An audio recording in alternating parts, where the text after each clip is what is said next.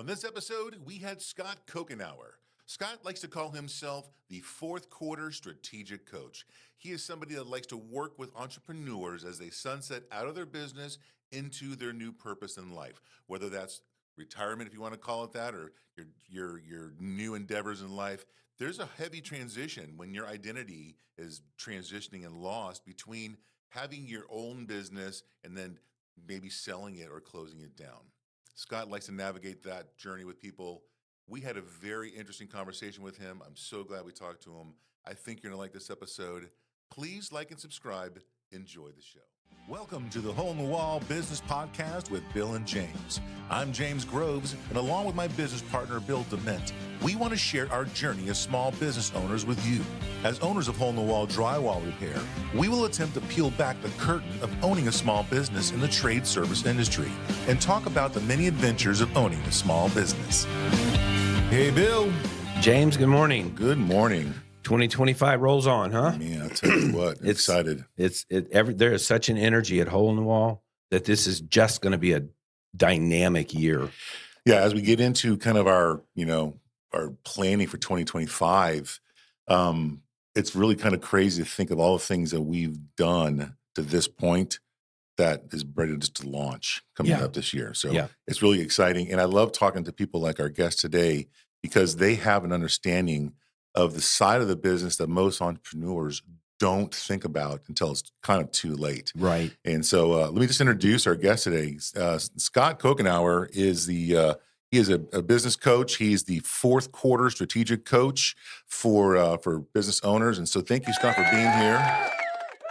Well, it's an honor to be here, and I've never had an applause before. Yeah, right. We want you to feel warmly welcomed. I do.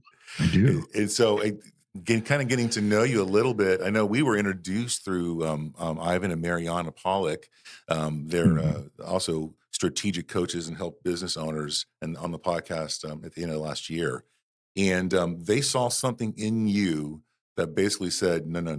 You want to talk to James and Bill, you guys gotta meet. So I really appreciate you being here today. Yeah. They're good friends. We're going to be doing some stuff together, talking about the getting the business ready, getting the owner ready for that transition. Mm-hmm. Yeah. Well, and that's kind of I think why we want to talk today, because it's so important. We think it's so hard to start a business, but it's almost as hard to end a business. You can end it by a few ways. You can end it because you go belly up, you sell it, or the demand is just kind of fizzled away.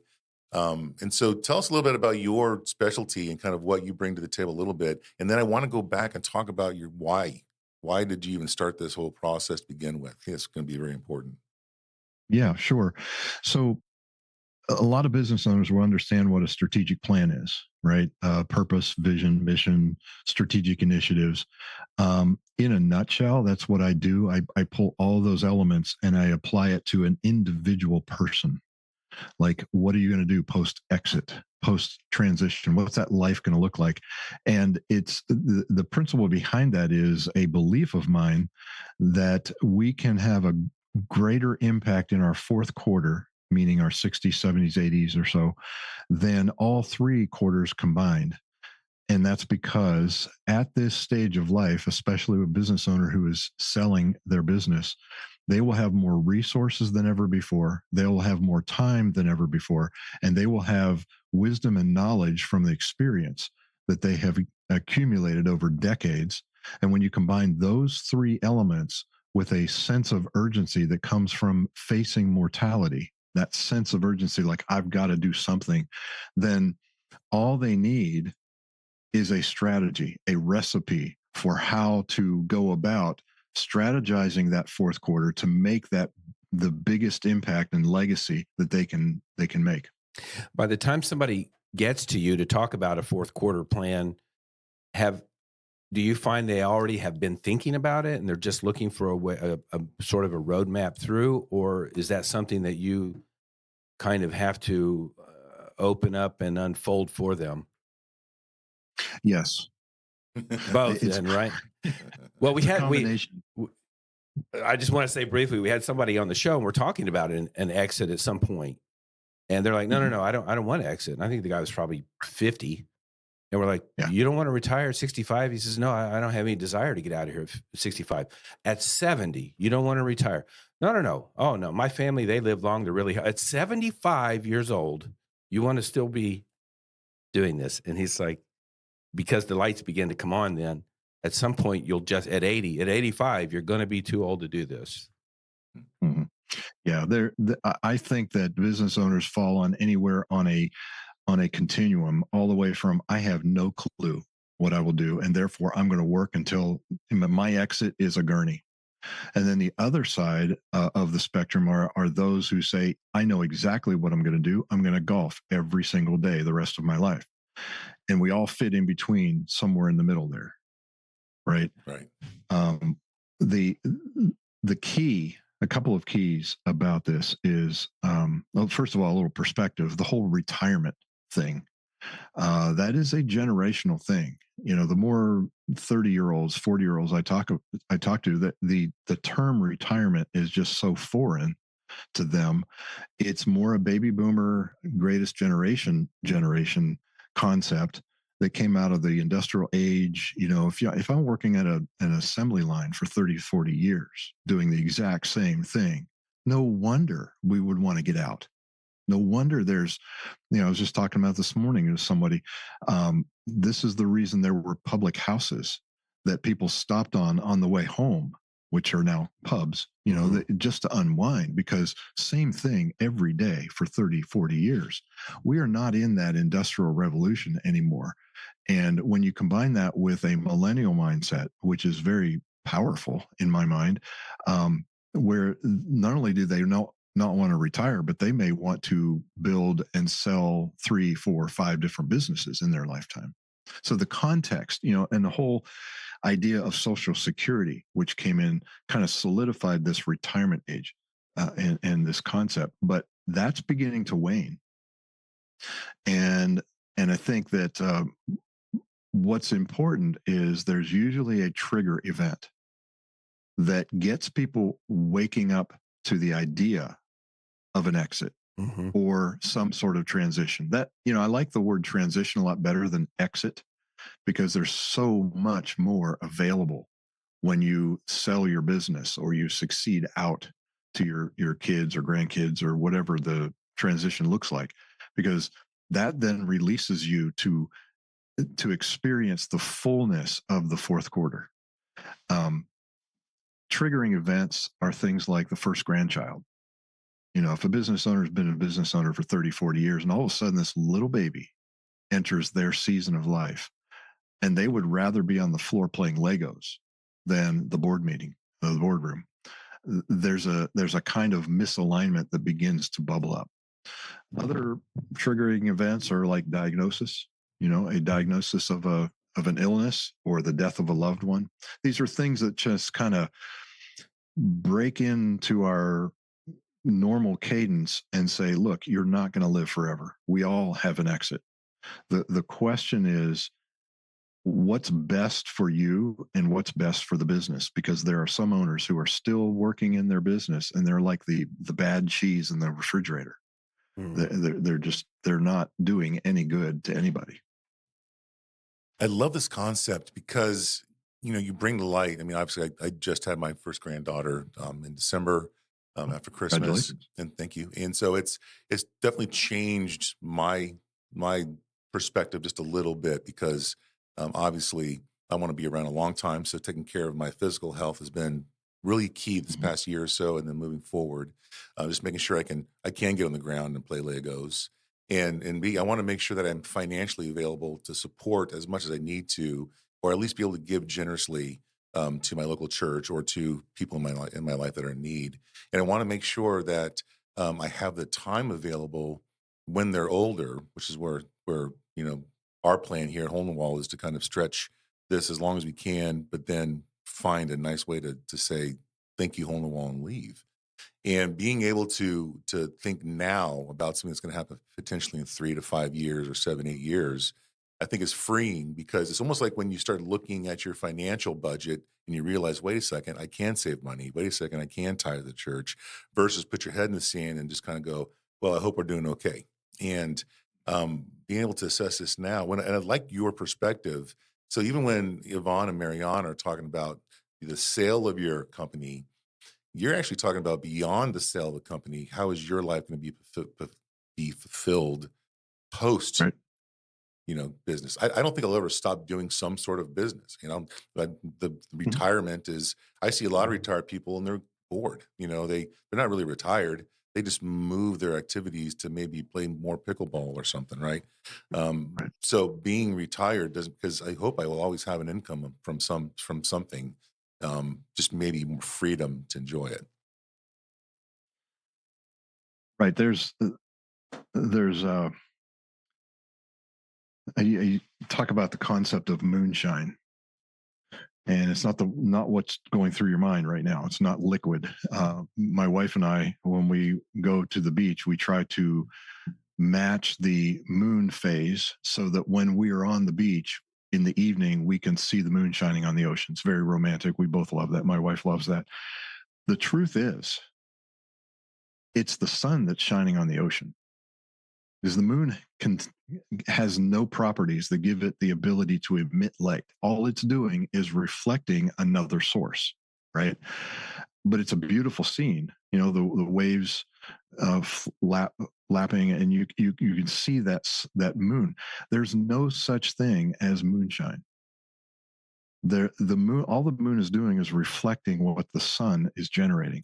And when I talk to business owners who are wrestling with this idea that who am I if I'm not the business owner? If I exit out of this thing and I play pickleball, that's not really who I am. That's not, so they wrestle with this loss of identity, which is something I greatly wrestled with upon my unwanted, unplanned exit.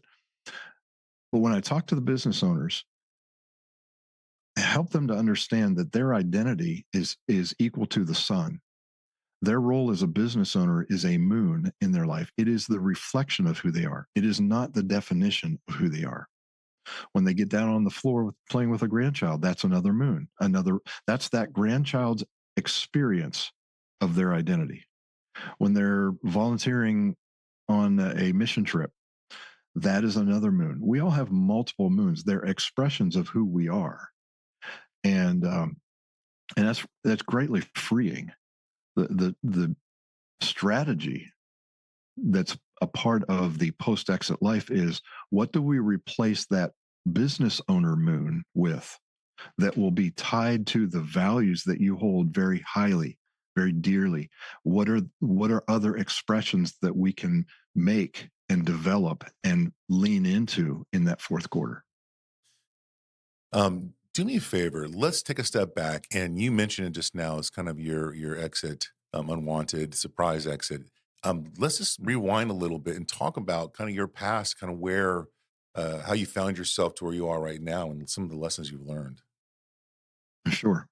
I'll take you back to mid 1960s. My dad's a preacher's kid. His dad was going through a building program. They were building a sanctuary. The contractor had inflated the invoice and skipped town. So my dad stepped in, helped them find financing, got the project finished, and someone said there ought to be a company exist to see this never happens to churches again. So dad started helping other churches. That was his sign. That was kind of the thing he was praying about. What do I do with my life? He was in his mid 30s and incorporated our family business in 1970. I joined in 1989. I'm not that old. 1989, when I was 24, spent the next 24 years as the COO. In that run, 2008 happened. And I'm sure everybody just immediately, they remember 2008. For us, that was the beginning of the end, although we didn't know it at the time. The next 5 years, we experienced a slide in our sales and could not figure out why. In 2013, the board of directors asked me to become the CEO and move from COO with one primary responsibility, and that was to reinvent our family business. It was about 40 years at the time. So I got to work at that. We were working on it, and it was developing out. We were getting some traction on that. But the 5-year slide from 2008 to 2013, created a cash flow situation where we were backed into a corner, and one project had to start in June of 2015. We had $20 million in various stages of design that we were working toward. So we had a nice, healthy backlog, but we needed this one project. And so I get a call from the project manager in June, expecting him to say, we got the project started. Instead, he said, are you sitting down? I said, why? He said, well, the pastor's been having an affair with the secretary, and that news just came out. That was the beginning of a very disruptive, life-altering experience in my life. We ended up closing the business after 44 years and 760 projects. And I was a 50-year-old without a career that was nearly 30 years, no income, and I lost my identity. Because over that 30-year period, you go to enough networking events and people walk up to you and say, so what do you do? Which, on the surface is, what do you do, right? But deep inside, especially for the male ego, it's, who are you? I'm the CEO of a multi-million-dollar family-owned business that designs and builds churches across America. Ooh, that's cool. And so you begin to attach your identity to that role, right? You begin to believe in moonshine. And that was gone. I wrestled for 18, 20 months, 24 months, really figuring out, who in the world am I? And what am I going to do? I didn't want to work for somebody. I didn't really want to work for myself. I was in this limbo, right? 5 years later, in 2020, my wife informed me, who she also lost her job as well, but she landed a role a couple of months afterward, and it had been 5 years. She said, do you know that this is my 5th year anniversary at this new plant that I'm working at? And that hit me like a ton of bricks. I'd been messing around with Indeed on one side of my desk and a laptop on the other side of my desk, trying to figure out, do I go into business for myself or do I work for somebody else? And that's when I got really serious about this whole business of what I was wrestling with. And through that process, began to realize the emotions that I was experiencing and all the ingredients that I had at my disposal. I was COO for 24 years, CEO for 2.5 years. I had been a coach since 1999 and had all these ingredients, but what was missing was some sort of a recipe or strategy. So I began to work on that and develop that for myself. And then I began to realize there are others who are likely going through this same thing or will, and started putting myself out there and saying, I've been there. I know what it's like to lose your identity. And so I determined to become the partner I wish I'd had in June of 2015 or before. So when you say partner, are you just business partner or coach or husband? What's your definition of that partner word? That's a good question. It's kind of it's a coaching dynamic, right? So the phrase is, no one needs a coach, but everybody can benefit from coaching, because there is something about a set of eyes that is not deeply involved in the details, who can ask questions that no one else can think to ask, because they're freer to think bigger. The best way to describe partnership is, my clients are like the quarterback out on the field. And after a set of downs, they come back onto the sidelines and they put the headphones on, look at the Surface tablet, and they're communicating with someone who is in a geographic proximity to the game that allows them to see the entire field. And that offensive coordinator will say something like, 68 needs to be double teamed. He's blowing through the line. And watch where you're throwing the ball, because I've seen that 24 is watching your eyes. Right. So now the quarterback takes the headphones off, puts a helmet on, goes back out on the field smarter than he did before that consultation. That's the concept of partnership. It's someone who is in the game, in the business, in life, who pulls off to the side occasionally, and they work together. We work together on the game, on the life, on the business, so they can go back out smarter. Well, that's a soundbite right there. I'm Holy telling you moly. the truth. That's great. Goodness. I'd never heard that. No one needs a coach, but everyone can benefit from one. That is great. Yeah. I often think about, you look at the best people who are, athletes, the Andre Agassi's of the world, the Tiger Woods, the, Kobe's, LeBron's, the Michael Jordans. They all had coaches. Even the best players still have people that can help them, you know, with their swing, with their health, because everyone can benefit from just a little bit extra knowledge that they may or may not be able to see themselves. Because perspective is important, right? Positioning is important. I'm sure that quarterback knows all those things if he could just see it from their perspective, right? So that's Yeah. fabulous. Yeah, I really like that a lot. Perspective is enormous. We flip back and forth in our lives, every one of us, and I have my own coach for this very reason, where we have a sense of agency. Something happens to us, and we lose our sense of agency. And the way I describe agency is when you don't have agency, you feel controlled by circumstances and other people's decisions. Right? That's a lack of agency. The best way to regain your agency is to step back and step away from the big and get the bigger perspective, the bigger picture. Because the further back you go, you begin to see options. And when you see options, that opens the door to choices. And when you have options and choice, you have now regained your agency. You may not like the options or the choices before you, but the very fact that you possess choice, you've regained your agency.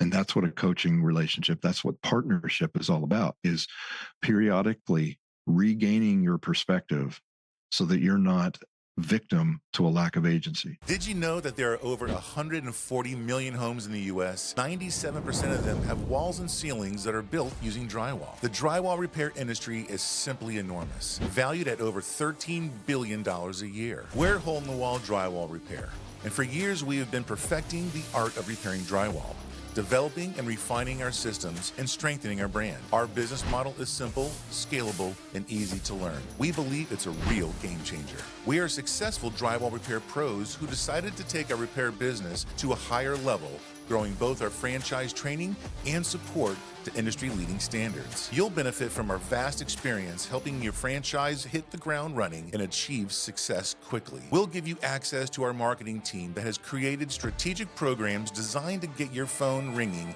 and booking new business fast. Join a fast-growing leader in an exciting dynamic segment of the home service industry by franchising with hole-in-the-wall drywall repair. Start building your own business and securing your own financial future today. So walk me through the process when you meet a business owner, an entrepreneur, someone who really, whether they know it or not, needs your care, your coaching. What kind of process are you kind of looking for that you kind of walk them through? Well, the first step is to rediscover the sun, rediscover the identity. And to do that, we do some very unique values identification. We look at exactly what they're doing in life, what they're spending money on, what their desk looks like, what their calendar looks like. And out of those elements, we begin to develop what their highest values are. We also look at personality type. We look at energy drivers, energy drainers, their strengths, their weaknesses. And those are all foundational elements to identify who they are as a person. That depends, that varies person to person, because if I'm working with someone like I was, we really have to do a lot of work to rediscover and pull off the onion skins that have been added over the years so that we can come up with, okay, this is who I am. I don't have to be a business owner to be who I am. That was just an expression. So first phase is get that identity fully understood, which sets the stage to develop a strategy going forward. Personally, I work with my clients in 3-month increments, 90-day sprints. The first 90-day sprint is that re-identification of their identity. And then we build enough of a strategy that they can begin to execute on it. What I tell my clients is by the end of this first 3 months, you will have a good quality lump of clay on the potter's wheel.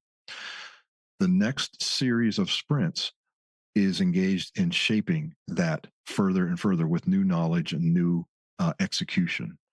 And the way we build that lump of clay, I have 6 strategic initiatives, 6 angles, 6 hallmarks of a fantastic fourth quarter that we begin to define. I can share those if you'd like.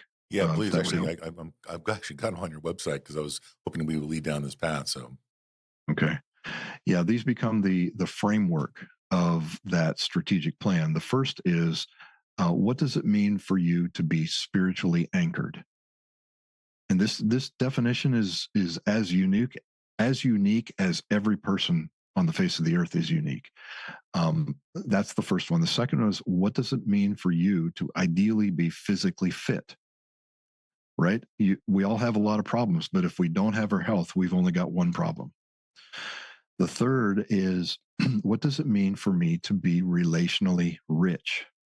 Because the older we get, the more deeply needed a few good relationships. We are built for community. And even introverts like me need a support network of individuals that we can bounce ideas off of and do life together. The fourth one is, what does it mean for me to be emotionally healthy? Using my mind, using my emotions, being self-aware and others aware, and staying on top of things like depression and all the elements that tend to be associated with fourth quarter living. The fifth one is, what does it mean for me to be vocationally aligned? Now, this is a big one for business owners or executives who are leaving their career. And it helps to identify how I define vocation. It's not a 1099. It's not a W-2. It's not an equity or an ownership play. Vocation is anything you give your time, energy, and attention to. It just happens to be something that's associated with a business for decades, but that's not really vocation. Vocation is what you give your time, energy, and attention to. And as you move into a different stage of life, that introduces a misalignment that needs to be realigned. So how do we look at, what does it mean for you to be vocationally aligned at this stage of life? And then finally, what does it mean for me to be financially free? And that's where a lot of estate planning, savings, retirement funds, debt reduction, all of that is wrapped up. But I make a note to say that being relationally rich versus financially free, the richness is in a relationship. The freedom is in the finances. I don't say, what does it mean for me to be financially rich, but financially free to do. And so those become the 6 perspectives or angles that make up the framework that we then build muscle around in their personal strategy. you're almost more, you're less of a business coach than a life coach. You're just, I Right. find people need that boost, that life coach boost when they're in their maybe 30s and early 40s, and they want to make sure that they're doing well. But rarely are we talking about, like my age and older, being able to trying to figure out where we are.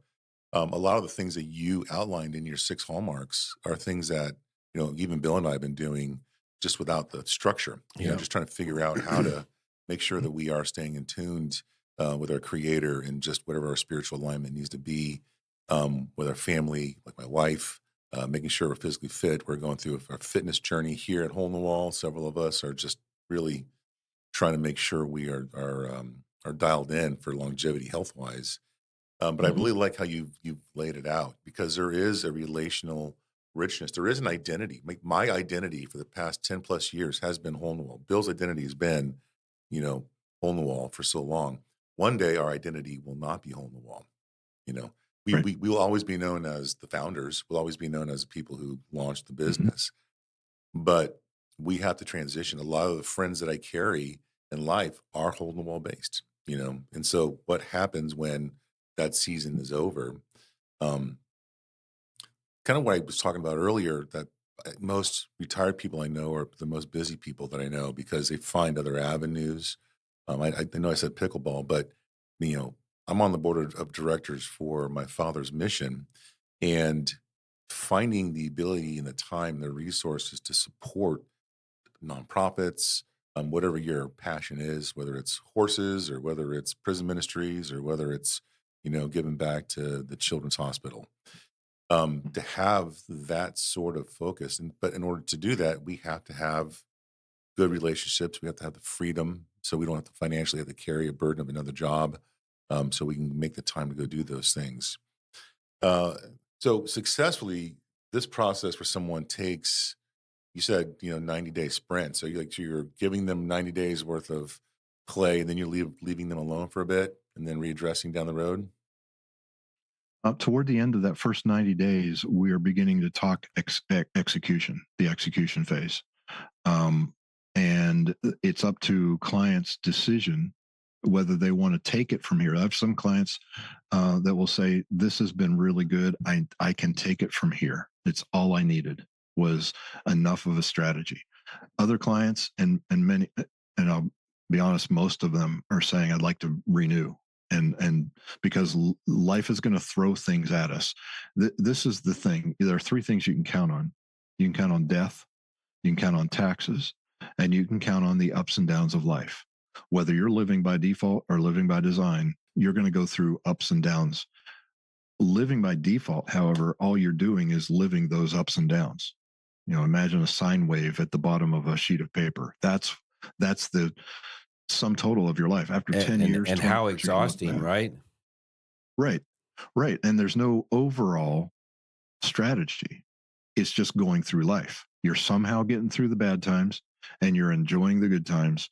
But after 20 years, you look back and say, what was it all about? I wish I had fill in the blank. Living strategically or by design, if you were to imagine a sheet of paper and at the bottom is a sine wave that represents the ups and downs, and above this, at the upper fold of the sheet of paper, is what I would say, picture a Dow Jones industrial graph from 1900 to 2025. Ups and downs, jagged, but generally trending upward.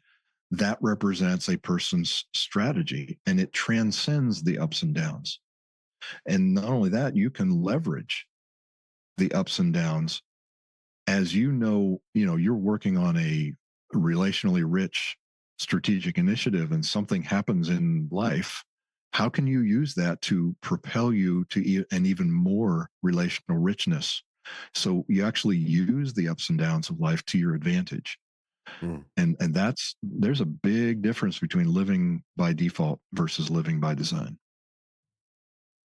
So, do you find yourself dealing with entrepreneurs or just people in general as they are finalizing their business exits, or after their business exits? Well, that's an interesting question because there's a whole host of advisors out in the world. For example, the Exit Planning Institute has developed a number of CEPAs called Certified Exit Planning Advisors, and there are other businesses who are advising their clients on this whole process of exiting. And I am just now breaking into that world where the advisors have clients who are getting older and they're business owners. And what I was talking to one such advisor who said, you do what we don't. He said, we get the business ready. We get the owner out of the middle. We get the standard operating procedures set up. We get the cash flow going. We get all this stuff going. But you work on the owner and getting them personally ready. So to answer your question, I think it's unfortunately, it's owners who are either mid exit process or post exit process. And my intent is to move the needle closer to the front because the whole idea of getting your business ready to sell, for example, that's a slog. There's a lot of work, a lot of decisions that need to be made. And if I as a business owner, know where I'm headed and what those new moons are going to be that are tied to my values, I can navigate that slog much better. And it's a better world for the advisor as well, because they have a better informed, better motivated client. So I think it's on the other end of the exit. Well, I like that a lot. Mm-hmm. Being able to think about, listen, no one likes to write their will. No one likes to go through the hassle of an estate plan. Right. But it's a necessity, right? And Mm-hmm. to think about how life can be post business, post working, when you're able to just enjoy life a little bit, it's pretty exciting, and it's kind of motivating to make sure that you do it well. So even when the exit happens, you are exiting with a win. So I really appreciate that mindset. It's so new. It's kind of hard for me to get my mind around it. What's on the horizon for you? What's kind of some of the things that you're looking to do and excited about here in 2025? 2025, I have an exciting year ahead, getting involved with a lot of advisors. And to me, that's exciting because I can work with only so many business owners directly, right? And there's only so much time.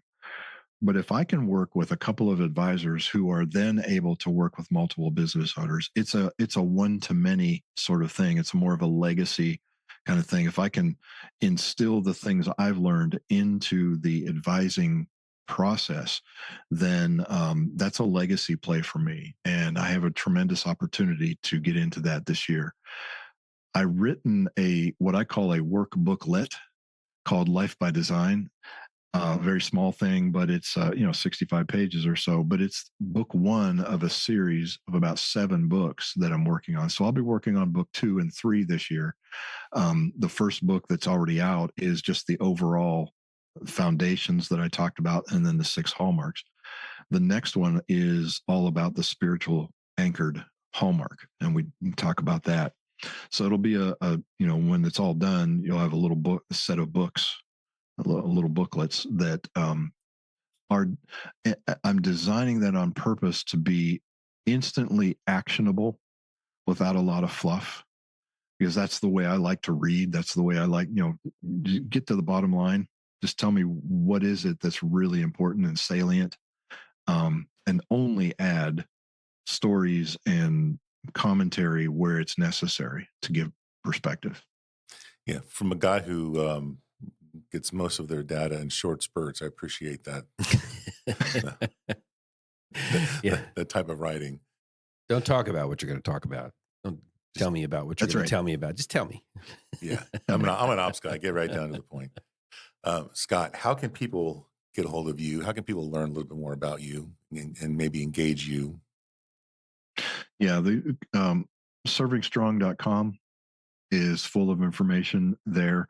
I would suggest that if anybody wanted to just establish a connection, it would be to click on the join button in the upper right hand corner of the website. Just subscribe.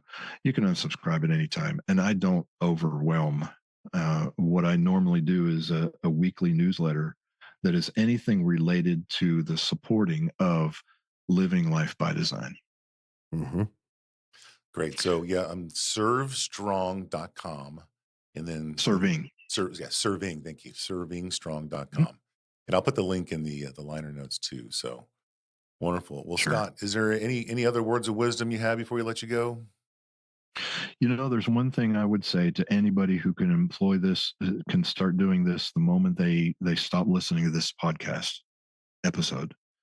And that is to spend what I call NAFTA, not North American Free Trade, but spend 15 minutes a day noticing and feeling. That's all.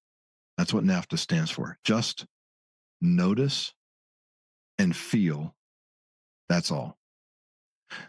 I do this regularly, and it's become a very powerful cadence for me. It's kind of forcing me to just reflect and be on life and not constantly in. And when you think about it, 15 minutes in the average 16-hour waking hour day is it's a very minuscule part, but it actually is developing a muscle that allows me to reflect on what's going on in my life so that I can be a little more strategic. It's doable. You find your favorite chair, same day, same time of the day, every day, and just pull out your calendar from the day before and look at the appointments, look at the projects you were working on. Just notice. Don't try to strategize. Don't try to figure things out or problem solve. Just notice what you went through and allow yourself to experience that one more time, and then go back to your work. If a business owner can do that, that will instill a dimension to their life that is so much more strategic, because we spend 110% of our time in the business. And it's if we're not careful, we will look back with regret. Outstanding. Well, Scott Couchenour, the fourth quarter strategic coach, I thank you for being on our show today. Definitely one we're going to be back listening to again, right? Yeah, definitely. We always comment when we're recording, it's such a different experience, and then we'll listen to it a few days later. It's like, wait, that's a completely different experience. Yeah. But I know that's going to be a good listen. And I'd love to get updates on your journey. I'm going to subscribe today to your newsletter, and then let's maybe come back on the show here in a little bit, because I'd love to hear about progress and things that are moving on. It would be an honor of mine. You guys are great. Yeah. Well, thank you very much for being here. Thank you, everyone, for listening. Another great show. We'd like to thank you for listening to the Hole in the Wall Business Podcast with Bill and James. We'd love for you to join our Facebook group and keep the conversation going. If you'd like to learn more about us and our business, check us out at holeinthewall.com. If you'd like to learn more about how to start a Hole in the Wall franchise, go to holeinthewallfranchising.com.